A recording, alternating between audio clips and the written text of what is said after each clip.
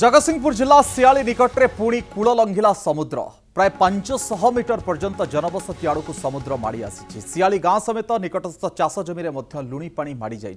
समुद्र माड़ी आसबार व्यापक झाऊ जंगल प्रभावित होइछि। बेलाभूमि निकट में थिबा दुकान गुड़िकर पानी पशि जाइछि। हठात समुद्र एमती उग्र रूप देखि तटवर्ती सियाली रामतरा कलाबेदी पद्मपुर अंबिकी गुड़ा गड़हरीशपुर और नोलियासाही गाँव लोक मैंने भयभीत हो पड़ते। लघुचाप कारण आज समुद्र अशांत रही एठारे समुद्र बारंबार कूल लंघुवर लोक मैंने भय जीवन यापन करुछंती। ये हूँ लोकमानकर अंचल जोठी पानी आहुरी 500 मीटर पर्यंत माड़ी आसी समानकर चिंता सेमानकु दिने बासहरा सेठी करदेबनी तो जितेबाला झाऊ बण धोई नेउछि झाऊ बण प्रभावित होउछि आ सियाली रे समुद्र अशांत होउछि कूल लंघुछि आ बारंबार कूल लंघुछि सेतेबाला सेमाने मध्य चिंतित। नोलिया बस्ती ठारू आरंभ करी विभिन्न अंचल मु जो ना गुड़िक आपणक सामने रखिली सियाली रामतरा कलाबेदी पद्मपुर अंबिकी गोड़ा गड़हरीशपुर नोलिया साहिर लोक मैंने भयभीत अवस्था अछंती। समुद्र अनेक जगार एमती कूल लंघुछि एवं अनेक समय चिंता मध्य होइछि जिओ सिंथेटिक वाल ठारू आरंभ करी केमती हेन्ताल वन सृष्टि करा जाई पारिबो। अनेक जगार किछि कांसरे होइछि किंतु आउ ये चित्र केवल खाता कलम रे केवल कागज कलम रे आउ समुद्र एमती कूल लंघी लंघी चली प्राकृतिक विपर्य एवं विश्व जलवायु परिवर्तन प्रभाव एथिपाई मध्य दायी। जगतसिंहपुर जिला एरसमा ब्लॉक सियाली बेलाभूमि निकट में कूल लंघुची समुद्र संक्रांति पूर्णिमा बा अमावास्या यही सब समय समुद्र अशांत हो निकटस्थ पठा झाऊ जंगल डेई जनबसती आड़ को माड़ी जाउछि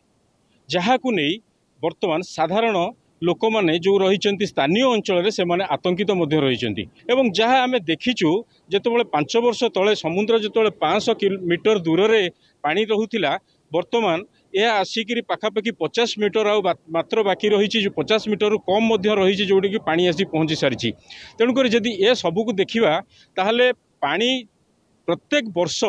अधिका अधिका माड़ी माड़ी आसूची समुद्र अशांत होउची एवं जो पठा को बुड़ीकी पानी रोचे। तेणुक ये जो आप स्थानीय लोक किसी रही आम सीधा सड़क सहित आलोचना करवा जे पूर्व किभली भाव समुद्र थिला वर्तमान केवल स्थिति अच्छी। बर्तमान आगुरी जो समुद्र जेहेतु थिला बहुत दूर रे थिला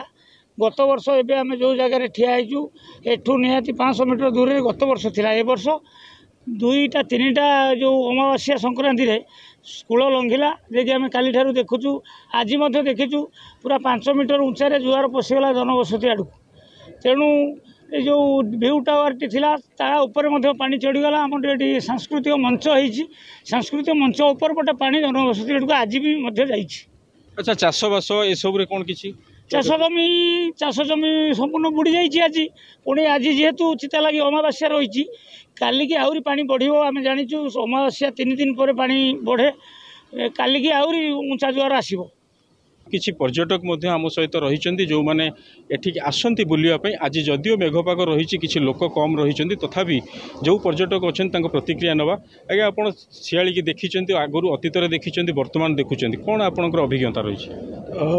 आम तो ये प्रायतः 10 वर्ष पाखापाखि हम आम तो आसू सब सियाली तो आम जो 10 वर्ष तले जो आसलु तो समुद्र कूल पाखु पाखापाखि आम 2 किलोमीटर पाखापाखि आम चली चली जाओ समुद्र पाखक किंतु एबे देखु तो मैंने 10-20 मीटर दूरतार ही समुद्र अच्छी तो जहाँकि एटा गोटे ज्वलंत उदाहरण दूसरी जमी केन्द्रापड़ा आम जो सात भाइया अंचल गोटे थिला तो सी जमी समग्र गाँटा पूरा जलमग्न हो जाता तो ये भी समुद्र दायुरे सियाली जो गाँ आम रही पदमपुर ओलोरा आमर जो समुद्र उपकूलवर्ती गाँ जो रहा संपूर्ण भाव में जलमग्न हो तो सरकार को गोटे विनीत अनुरोध कनक न्यूज माध्यम तो आ प्रति टी आलोकपात करी तो केमिति एटा पत्थर बंध माध्यम कि समुद्र कूल न लंघिब तो से सरकार टी आलोकपात करूँ।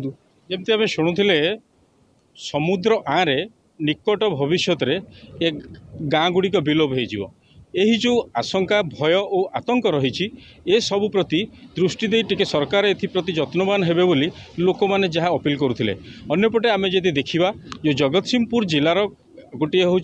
पर्यटन स्थलीर गोटे आकर्षणीय पर्यटन स्थली बोलिकी शियाली बेलाभूमि को मान्यता दि सारी एवं ए बेलाभूमि की रक्षा करवा एवं एथि सहित जो गाँ गुड़िक रही किभली भाव सुरक्षा दि जापर से सब प्रति सरकार मध्य जत्नवान होबार आवश्यकता रही। जगतसिंहपुर जिला शियाली बेलाभूमि रमाकांत दास, कनक न्यूज।